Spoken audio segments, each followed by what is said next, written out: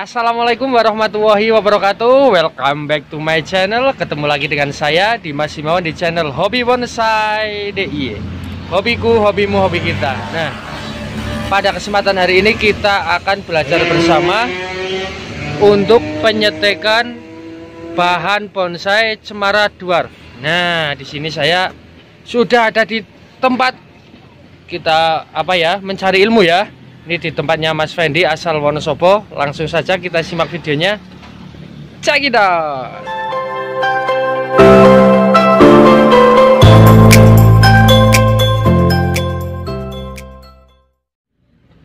Oke guys, nah langsung saja ini bersama Mas Fendi ya. Ini selamat siang Mas Fendi. Selamat siang Mas. Oke, ketemu lagi dengan Mas Fendi. Ini lagi apa ini Mas? Biasa, snack. Oke, ini penyetekan apa ini Mas? Untuk ini Juniperus Procambenana atau Dwarf Juniperus. Dwarf Juniperus. Ini kok banyak sekali nih Mas. Ini hasil apa ini Mas? Kemarin kan kebetulan kita naikin 2 pohon untuk dibuat bonsai persiapan nanti kontes di pameran lokal Wonosobo. Oke. Jadi ini sisa-sisa pruningannya. Oh, ini sisa-sisa pruningannya ya Mas? Dua indukan termasuk. Dari 2 indukan ini dapat berapa stekan ini? Mungkin perkiraan saya 2000-an. 2000 stekan. Betul. Oke, nah ini dari channel Hobi Bonsai DIY ini mau izin review dari awal sampai proses penanamannya. Boleh bagi-bagi ilmunya ya Mas? Siap, bisa. Oke, siap. Sharing ya. Oke teman-teman. Nah, kita di sini sedang proses penanamannya ya. Ini adalah hasil yang sudah di dicapai-capai sama Mas Fendi. Oke, kita simak videonya dari proses awal sampai nanti yang udah tumbuh dari akarnya. Oke, langsung saja kita simak videonya. Oke guys, nah ini Mas Fendi langsung saja untuk sharing-sharing ilmunya. Pakai apa, media apa, atau dengan tambahan ramuan apa supaya untuk tanamannya bisa subur. Oke Mas Fendi, langsung saja ini untuk penjelasan yang pertama ini gimana ini? Jadi ini kita proses sebelum kita persiapan media kan otomatis untuk entresnya kita potong kecil-kecil dulu ya. Kecuali kalau memang yang kecil seperti ini termasuknya ini udah terakhir. Ini yang kecilnya seberapa ini Mas? Segini. Oke. Ini memang sisa-sisa yang istilahnya perundingan akhir. Oke. Itu kan yang di baskom tadi itu kan agak besar ya. Oke, nanti kita bisa lihat ya yang agak besar ya. Nah ini dimasukin ke mana ini Mas? Ini namanya Oasis. Oke, ini Oasis teman-teman. Jenis foam ya. Oke, nah ini basah ya Mas? Ya betul, menyerap air ini. Oke. Jadi kan sebelum ditancapin kan juga disiram dulu. Oke. Jadi untuk medianya dia tetap basah. Jadi selain dia tujuan pakai Oasis itu yang pertama adalah menjaga kelembapan. Ya. Yang kedua sebagai media itu dia bagus karena termasuknya kalau stek itu kan kuncinya kan medianya harus anteng ya. Iya. Jadi nggak boleh goyang-goyang. Makanya ketika pakai Oasis ini dia lebih stabil. Ketika nanti diangkat dia karena udah di sini kan udah nancep di sini kan udah termasuk media. Oke, siap. Nanti untuk media selanjutnya kita pakainya pasir. Oke. Pasir kali dan kita pakai tray. Ini berarti setelah proses penancapannya ya, ini sedikit pertanyaan ini Mas. Ya. Nah ini kan untuk Oasisnya ini kan sudah basah ya Mas. Ya, ini direndam berapa hari nih Mas? Kalau untuk perendaman kita paling 1 jam cukup. 1 jam. Nah ini hanya pakai air biasa atau ada ramuan-ramuan? Pakai B1 paling. B1? Ya wajib itu ya Mas? Sebenarnya sih nggak wajib juga. Oh iya ya. Lebih baiknya kan karena setelah ini kan kita juga sungkup juga ya. Oke. Lebih bagusnya di B1 untuk kandungan vitaminnya lah. Oke, nah ini teman-teman, ini adalah hasil yang sudah dimasukkan ke Oasisnya ya. Ini untuk Oasisnya sendiri ini udah direndam sekitar 1-2 jam dengan menggunakan cairan B1 tentunya. Oke. Nah untuk kegunaan dari MOS sendiri atau apa tadi namanya? Oasis sendiri, maaf. Ini gunanya agar stekannya ini bisa, kalau bahasa Wonosobonya ini anteng ya, tidak goyang-goyang kalau sudah dimasukkan ke medianya. Nah ini untuk media sendiri ini Mas. Ya. Untuk media sendiri ini menggunakan apa ini Mas? Saya pakai pasir kali, kalau orang biasanya itu ladu ya, kalau di daerah yang lain siap. itu pasir. Jadi pasir yang memang dari apa kali itu, sungai. Oke, jadi ini full pasir sungai ya. Betul.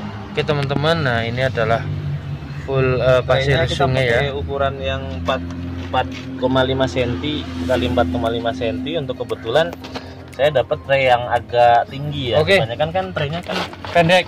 ya. Ini Oke. tinggi sekitar 9 cm. Oke, untuk trennya ini ukuran tingginya ini bawah ini sekitar 9 cm. Untuk lebarnya ini persegi 4,5 ya. Ya, betul. Oke, jadi untuk proses steknya ini lebih banyak menampung medianya. Oke. Nah, kita lanjut untuk lihat yang di sana ya. Ini yang udah lumayan besar-besar ini ya Mas untuk Jadi ya seginilah rata-rata. Oke. Karena kan memang kita kan sisa pruning ya. Iya. Sisa pruning ya sekitar 4-5 cm. Nah, ini kalau seperti ini Mas, Iya. ini jenengan udah masuk ke penjualan belum? Kalau untuk entersnya ya? Iya, interestnya. Kebetulan belum kita jual. Oke, Jadi siap. Jualnya pun ketika nanti udah tumbuh, nanti nunggu paling 2-3 bulan, nunggu bener-bener stabil dan juga udah agak besar, baru kita jual. Paling Oke. kita start mulai nanti di harga 50.000 baru kita mulai jual. Oke, Kalau siap. untuk yang udah ready itu startnya di angka 100.000, 150 sampai ada yang 400.000 aja. Oke, Itu juga dari jadi hasil stek juga. oh itu juga hasil stek juga. Betul, udah lama itu. Oke, siap. Oke, kita dekatin dulu ya teman-teman. Ini tadi ukuran entres yang kecil-kecil ya, yang dimasukkan ke oasisnya. Nah ini yang ukuran masih lumayan besar ya, namun ini belum dijual. Jadi memang jenengan ini apa ya, ini memang budidaya niat dari awal atau hanya semacam kalau bahasanya eman-eman gitu Mas? Jadi kalau memang untuk yang jenis satu ini, jenis draft ini memang saya tujuannya di budidaya. Oke. Jadi memang ada beberapa bonsai ataupun indukan kita yang sudah ada gerak dasar, yang sudah waktunya naik. Jadi kita nanti kan buat percontohan juga di kontes ya, karena kan Oke. memang untuk di kontes sendiri bisa dibilang masih sangat jarang, bahkan mungkin baru saya yang ngeluarin untuk kontes. Oke, jadi untuk cemara. Sosialisasi lah. Oke, siap. Untuk cemara jenis dwarf sendiri ini masih jarang ya Mas? Masih jarang ya, memang mungkin banyak yang punya, cuman kan paling cuma 1-2. Oke, siap. Nah ini Batang. untuk proses penanamannya ya, ini kita bisa lihat ya. Ini Tancepin biasa pakai tancepin kayu. biasa pakai kayu langsung ditanam. Nah, tujuan Oke. saya pakai pasir itu dia ini kan misalkan ditancepin nih. Ya, Kadang kan bawahnya masih kropong ya. ya. Tujuan pakai oasis ini buat mencegah yang itu tadi, itu bisa. Terus kalau pakai pasir ketika disiram air dia langsung turun. Oh, Jadi oke nanti oke. nggak ada rongga nantinya di dalamnya itu. Karena kunci utama stek itu kan yang penting kepadatan dari media ya. Oh, Buat siap. supaya dia itu stabil, dalam artian kepadatan itu bukan terus padat keras gitu, bukan. Istilahnya bisa mencengkram, nanti akarnya itu nggak ada rongga, air tetap bisa poros gitu. Oh, Langsung. siap. Jadi harus memang poros itu wajib ya Ya, Mas? betul. Kemarin kalau saya untuk misalkan untuk indukan draft kan di depan kan banyak. Iya. Memang ini kebetulan dua batang yang dua pohon yang kita eksekusi kemarin. Saya hitung-hitung ada 7 cabang. 7 cabang. Panjang-panjang itu memang Iya. kenapa kita nggak tangkok? Kalau misalkan untuk orientasi ke bonsai kita nggak ada cara tangkok. Oh, Ini kita langsung potong, kita stek, perbanyak. Kecuali kalau memang Oke. ada kan indukan yang memang orientasinya ke indukan, bukan terus untuk ke bonsai. Nah itu baru nanti kita perbanyakan indukan pakainya tangkok. oh, berarti kalau diperbanyak ini dengan cara stek, tapi Ya, betul. kalau untuk pembuatan indukan ini dicangkok ya Mas? Ya betul, karena kan langsung besar kan. Iya, betul sekali. Nah, guys, nah ini setelah kita proses penancapan dari stekannya ya. Ini setelah tadi dari oasisnya kita tancap. Nah, ini adalah apa proses selanjutnya. Nah, ini apa ini Mas? Ini yang paling bawah nih dwarf juga. Oke. Ini baru 1 bulan, Ini adalah bulan 4 minggu lah. dwarf yang usia 1 bulan ya. Ini Setelah kita tancapkan Kelihatan kita sungkup.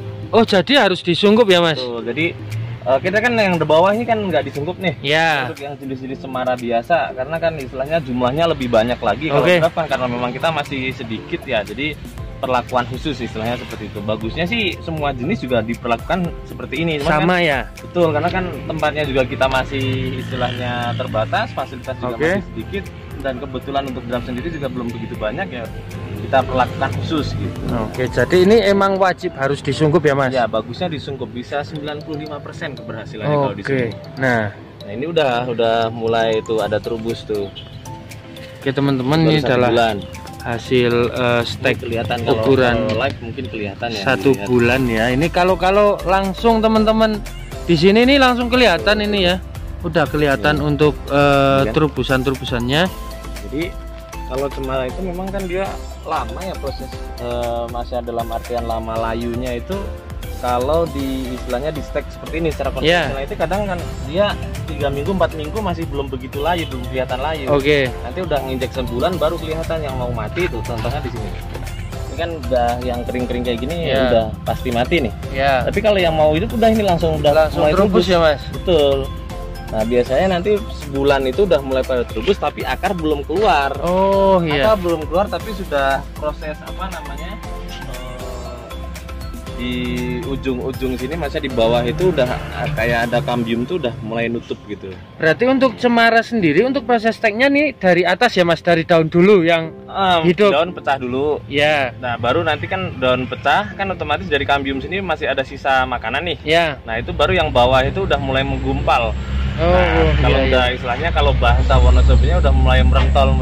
Iya, betul. Udah mau nutup kambiumnya gitu. Nah itu baru nanti ada pembentukan akar di situ. Nah, kalau kelebihannya pakai Oasis ini dia lebih anteng ya, stabil. Oke. Gitu. Jadi nggak goyang-goyang. Jadi ini apa, Oasis sangat membantu sekali ya Mas untuk proses penyetekannya ya. Betul. Jadi nanti kalau ketika sudah disungkup pun nanti ada caranya ketika kita mau buka sungkup.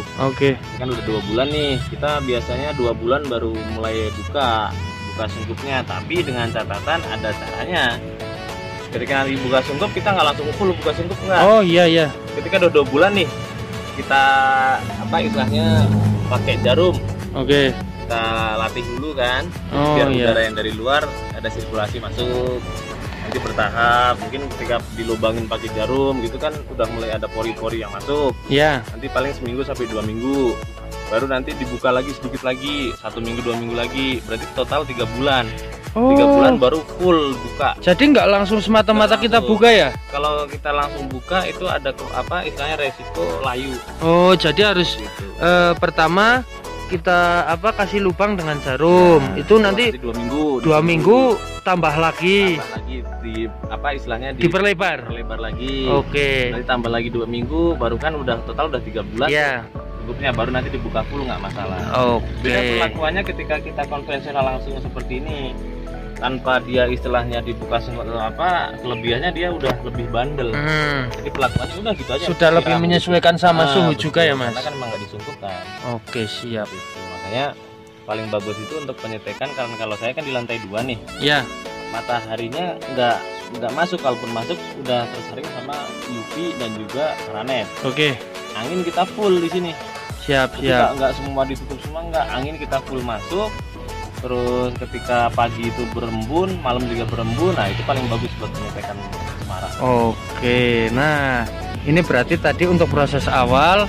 Untuk proses awalnya tadi kan Oasisnya kita rendam pakai B1 dulu. Kemudian kita masukin dari stekan tersebut ke Oasisnya ya Mas. Langsung kita masukin, kita tanam, habis itu kita sungkup. Nah, untuk proses pembukaan sungkup juga tadi sudah dijelaskan sama Mas Fendi bagaimana caranya agar tanamannya walaupun sudah hidup tidak layu, ada proses-prosesnya, ada tahap-tahapannya. Nah, ini berarti untuk prosesnya udah selesai ya Mas, dikarenakan sampai sungkup. Nah, ini kita lihat yang stekan jenengan yang udah berbulan-bulan lalu, boleh saya lihat Mas? Boleh. Oke teman-teman, mari kita lihat untuk proses stekan yang sudah berbulan-bulan. Nah, oke guys, ini adalah hasil stekannya Mas Fendi ya. Ini kita bisa lihat. Ini kan di sini kita untuk kalau misalkan setelah habis turun stek itu Ya. dari 3 bulan. 3 bulan kita udah mulai apa namanya? Pindah. Bukan, udah keluar akar. Oke, siap. Itu nanti pemindahan itu sebenarnya kita bisa 4 bulan atau 6 bulan dari tadi pas pertama stek itu. Oke. Kalau yang ini usia mungkin kalau dari yang kecil segitu sekitar 6 bulan. Oke, Jadi teman-teman. bisa lihat di sini memang medianya kita pakainya pasir masih. Oh iya, ini Media bawaannya masih ada. dari medianya Iya ini kan? masih kelihatan nih Ini pasir ya. Akarnya, jadi oasisnya itu masih di dalam.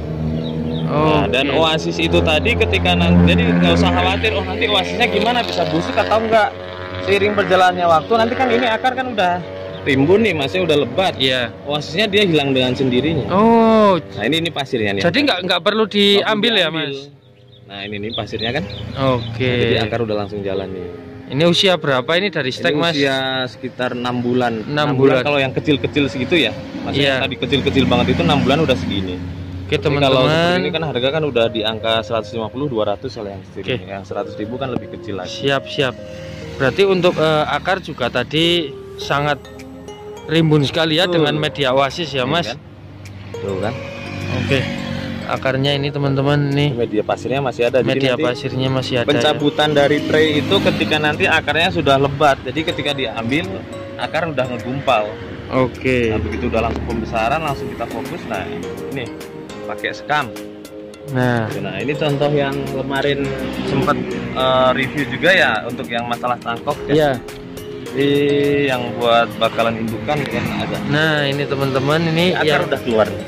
untuk bakalan indukan ya, ini untuk Kalau pas akarnya pertama review kan belum begitu. Iya. Ini udah mulai keluar. sudah terlihat ya. Kalau ini berarti untuk indukan ya, Mas? Ya, betul. Nah, jadi untuk Mas Wendinya, Bakalan kalau untuk bakalan indukan di stek, tapi untuk memperbanyak banyak stek kalau dengan bakalan cara kita tangkap. stek. Oke, nah ini bisa terlihat ya, ini banyak sekali indukannya ya. Kita Oh. kemarin ngambil yang di pojok sana. Ya, Itu sekarang udah saya ganti yang tangkokan. oke. Yang pojok sana jadi yang besar udah di bawah. Udah kita garap itu pun juga belum selesai. Dari 2000 entres itu masih belum selesai. Oh, berarti masih, Masih ada penambahan entres lagi nanti. Ya, betul. Kebetulan kan memang yang diambil kan itu 2 indukan yang memang yang besar-besar ya. Oke, Tapi siap. nanti yang kalau yang ini juga biasanya juga selesai. Ini juga nanti keperbanyakan entres. Nah, Ini banyak Ini ya. ada 9 per 10 cabang nih. 1 ini adalah calon-calon stekan nanti ya. 2 3 4 5 6 7 8 9. Oke, jadi ini calon stek ya, Mas? Ini mungkin nanti saya tangkok Oh, calon indukan berarti. calon indukan yang kita masuk ini kan dia banyak kan, Iya, iya. nanti kita tangkok. Oke, terima kasih sekali untuk Mas Fendi untuk review kita hari ini, ilmu kita hari ini. Bagaimana sih caranya mencangkok untuk jenis cemara, khususnya ini cemara dwarf, medianya apa, media tambahannya apa, dan jamunya apa. Oke, terima kasih sekali. Semoga untuk kelancaran kedepannya bisa lebih lancar lagi, lebih sukses lagi, dan stekannya bisa hidup semua. Oke ya, terima kasih sekali Mas Wendy. Oke teman-teman, nah, sekian adalah video kita hari ini untuk menyimak bagaimana proses stek untuk bonsai cemara dwarf. Oke, semoga untuk review kita hari ini sedikit banyak dapat menambah ilmu untuk kita semua. Saya akhiri, salam pecinta bonsai Indonesia. Wassalamualaikum warahmatullahi wabarakatuh.